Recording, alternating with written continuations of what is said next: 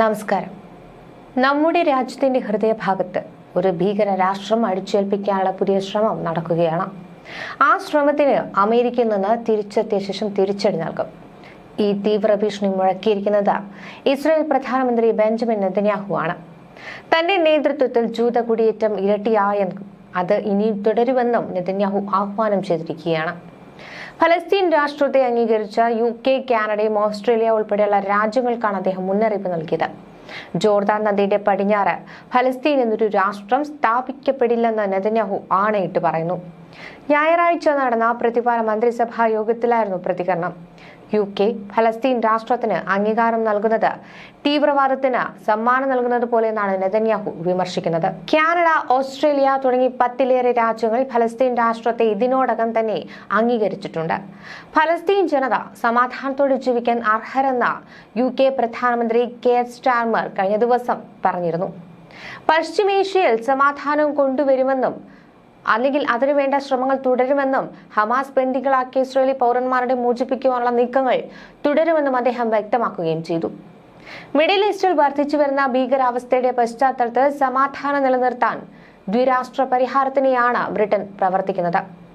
സുരക്ഷിതവും സുസ്ഥിരവുമായ ഇസ്രായേലും സ്വതന്ത്രമായ ഫലസ്തീനും സാധ്യമാകണം. ഫലസ്തീന് നൽകുന്ന അംഗീകാരം ഒരിക്കലും ഹമാസിനുള്ളതല്ലെന്നും അദ്ദേഹം പറയുന്നുണ്ട്.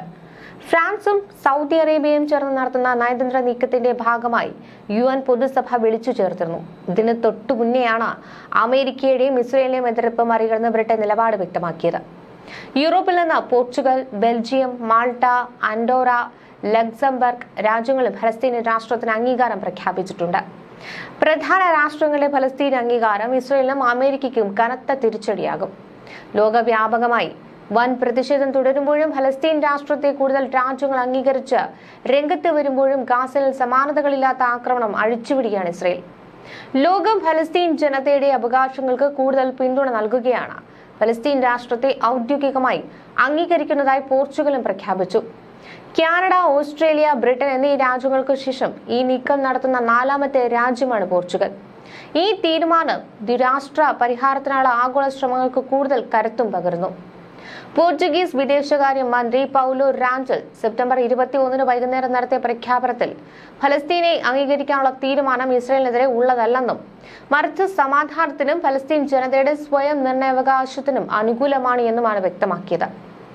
ഇസ്രായേലും ഫലസ്തീനും തമ്മിൽ സമാധാനപരവും ഫലപ്രദവുമായ ബന്ധം നിലനിൽക്കണമെന്നാണ് പോർച്ചുഗൽ ആഗ്രഹിക്കുന്നതെന്നും അവരുടെ നിലപാട് ഇസ്രായേൽ മനസ്സിലാക്കുമെന്ന് പ്രതീക്ഷിക്കുന്നതായുമാണ് അദ്ദേഹം കൂട്ടിച്ചേർത്തത്. പോർച്ചുഗലിന്റെ ഈ തീരുമാനത്തെ ഫലസ്തീൻ വിദേശകാര്യ മന്ത്രാലയം സ്വാഗതം ചെയ്തിട്ടുണ്ട്. ഇത് അന്താരാഷ്ട്ര നിയമങ്ങൾക്കും ഐക്യരാഷ്ട്രസഭയുടെ പ്രമേയങ്ങൾക്കും അനുസൃതമായ ഒരു ധീരമായ നടപടിയാണ് എന്നും സമാധാനം കൈവരിക്കുന്നതിനും ദ്വിരാഷ്ട്ര പരിഹാരം മുന്നോട്ട് കൊണ്ടുപോകുന്നതിനുമുള്ള നിരന്തരമായ ശ്രമങ്ങളെ ശക്തിപ്പെടുത്തുന്ന ഒന്നാണിതെന്നും അവർ പ്രസ്താവിച്ചു.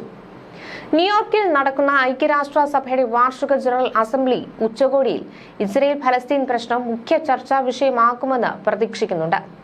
140-ലധികം ലോക നേതാക്കൾ പങ്കെടുക്കുന്ന ഈ ഉച്ചകോടിയിൽ ഫ്രാൻസിന്റെയും സൗദി അറേബ്യയുടെയും പിന്തുണയോടെ ദീർഘകാലമായി നിലനിന്നിരുന്ന ദ്വിരാഷ്ട്ര പരിഹാരം എന്ന ആശയം പുനരുജ്ജീവിപ്പിക്കുവാൻ ശ്രമങ്ങൾ നടക്കും. സുരക്ഷിതവും അംഗീകൃതവുമായ അതിർത്തികൾക്കുള്ളിൽ ഒരുമിച്ച് നിലനിൽക്കുന്ന ഇസ്രായേലി ഫലസ്തീൻ രാഷ്ട്രങ്ങളാണ് ഈ പരിഹാരത്തിലൂടെ ലക്ഷ്യമിടുന്നത്.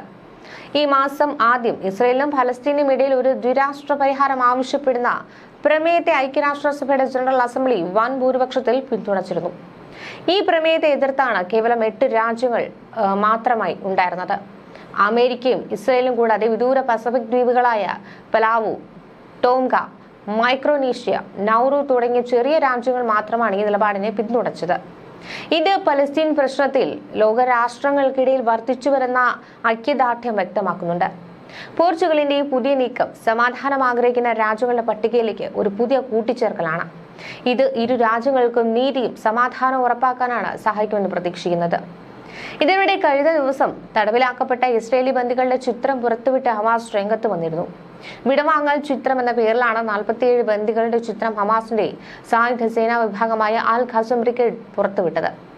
ഓരോരുത്തരുടെയും ചിത്രത്തോടൊപ്പം 1986 പിടിക്കപ്പെട്ട ഇസ്രയേലി വ്യോമസേന വിദഗ്ധൻ റോൺ അറാദിന്റെ പേരാണ് നൽകിയിരിക്കുന്നത്. ഇതോടൊപ്പം പ്രത്യേക നമ്പറും കൊടുത്തിട്ടുണ്ട്.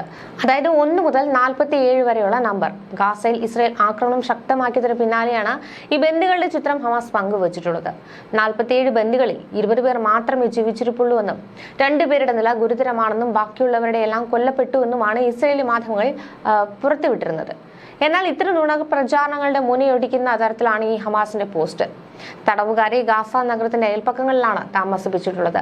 നെതന്യാഹു അവരെ കൊല്ലാൻ തീരുമാനിക്കാത്തിടത്തോളം കാലം അവരുടെ ജീവനെ കുറിച്ച് ഞങ്ങൾക്ക് ആശങ്കയില്ല എന്നാണ് അൽ ഖസം ബ്രിഗേഡ് പ്രസ്താവനയിൽ പറയുന്നത്.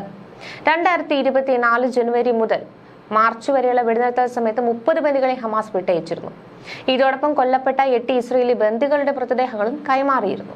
ഇതിനു പകരമായി 2000-ഓളം പേരെയാണ് ഇസ്രയേൽ ഇതുവരെ വിട്ടയച്ചത്. പിന്നാലെ ഏകപക്ഷീയമായി ഇസ്രയേൽ വെടിനിർത്തൽ കരാർ ലംഘിക്കുകയായിരുന്നു.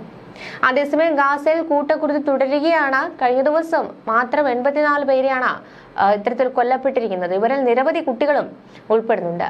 വൻ നശീകരണ ശേഷിയുള്ള ബോംബുകളും മറ്റും ഉപയോഗിച്ചാണ് സിവിലിയൻ കേന്ദ്രങ്ങളിലെ കെട്ടിടങ്ങളും മറ്റും ഇസ്രയേൽ സേന നിലംപരിശാക്കുന്നത്. ആയുസിൽ കണ്ട ഏറ്റവും മോശം മരണവും തകർച്ചയുമാണ് ഗാസയിലെന്നാണ് UN secretary general Antonio Guterres പ്രതികരിച്ചത്.